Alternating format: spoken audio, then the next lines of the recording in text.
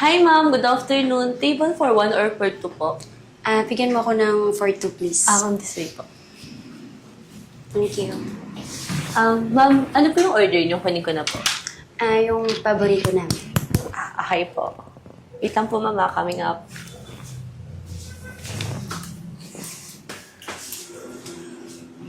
Ma'am, eto po muna yung water. Thank you. Sir, yung babae na yan, yan yung one of our valued customer. Lalo na kung kasama niya pa yung taong dapat kahati niya din sa pagkain na yan. Valued customer? What do you mean? Baka pwede paliwanag mo nga sa akin. Hindi po ba kayo napaliwanagan ng may-ari ng coffee shop na to? Hindi eh. Ganito po kasi yun.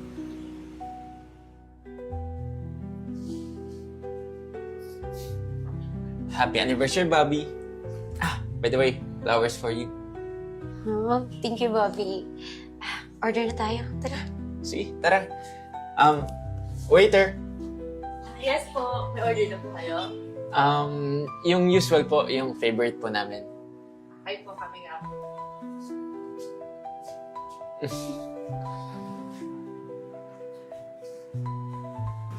5 years ago, may kasama pa siya dito. Si Sir Russell. Ang dalas nga nila dito eh. Lalo na Ano ba yan? pag-anniversary nila.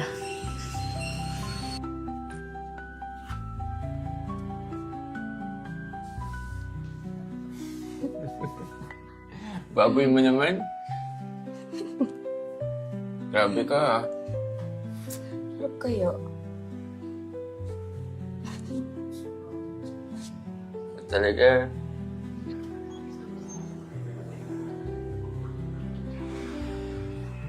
So, ano? Inulit order natin.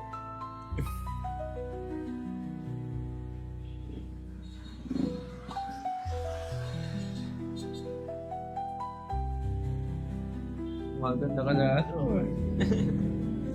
So, ano? Yun ulit.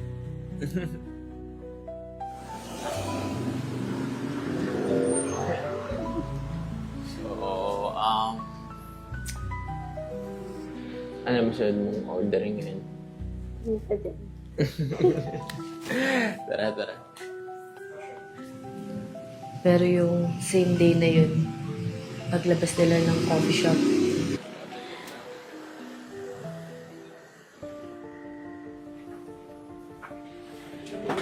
Russell! Russell, anong nangyari sa'yo? Tulong, kailangan po ng ambulansya. Russell, gumising ka. Hello po? Russell! Hello po, kailangan po namin ng rescue dito po sa Friendship Cafe. Meron po kasi kami isang customer na bigla na lang pong nag-collapse. Opo, salamat po, pakibilisan po. Wait lang kung tumawag na po ako. Russell! nag-collapse si Sir Russell. Ayun, dead on arrival na pagdating ng ospital. Nakakaawa. Nakita ko yung itsura ni Sir Russell nun pagpasok na dito sa coffee shop. Punong-puno ng saya. Pero paglabas niya, parang lifeless na siya. So ayun, kaya every year, laging ganyan yung routine niya. Kaya hinahayaan na lang namin siya.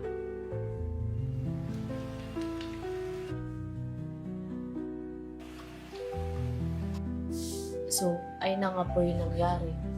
Hope you understand po na ang sitwasyon ng girl na yan. So ngayon, naintindihan ko na. Sige, hayaan mo na lang siya dyan. Salamat po ah. Hindi pala kayo masungit after all. Oo naman. Kung talaga. Sabihin na lang natin na relate ako sa kanya. So, sige. Pwede ba pakibigyan mo siya ng complimentary dessert natin? Bigyan mo siya, ha? Dito po, sir. Okay.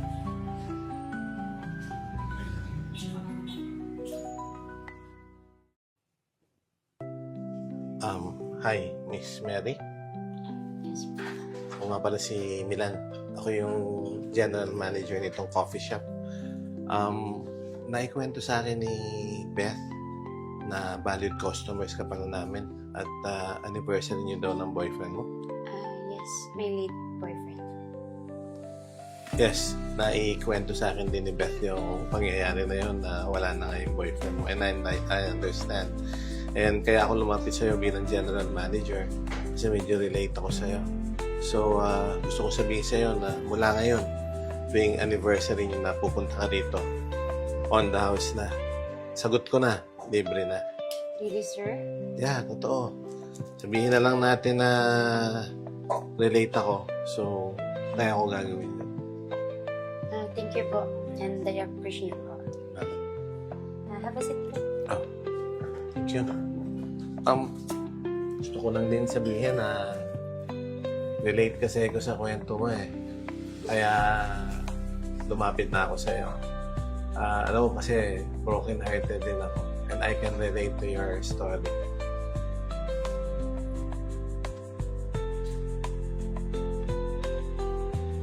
Sir, ano po sinabi mo ba ni Miss Mary? Sinabi ko, sabi mo, valid customer siya. Tapos, sabi ko rin na dahil na customer silang regular dito ng boyfriend niya, wala na yun. Libre na sila dito. On the house na. Sagot ko na. Talaga po? Ginawa niyo yun? Ano naman? Bakit? Akala mo sa akin wala akong puso? By the way, wala pa yata yung sabi kong dalhin mo sa kanyang complimentary dessert natin. Dalhin mo na. Teka lang po, dahil pa po order yun, pero ginagawa na po. Nakaw, bilisan mo. Follow up mo. Sige na, go. Okay po.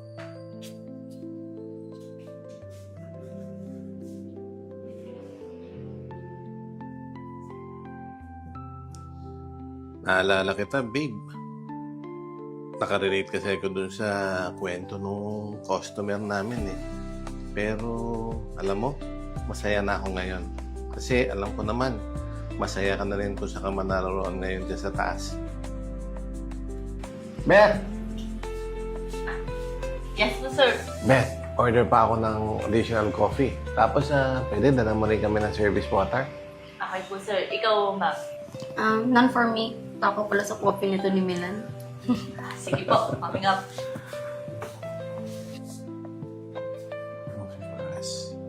Every anniversary, broken-hearted. Pero ngayon, may sumusuyo na kay ma'am.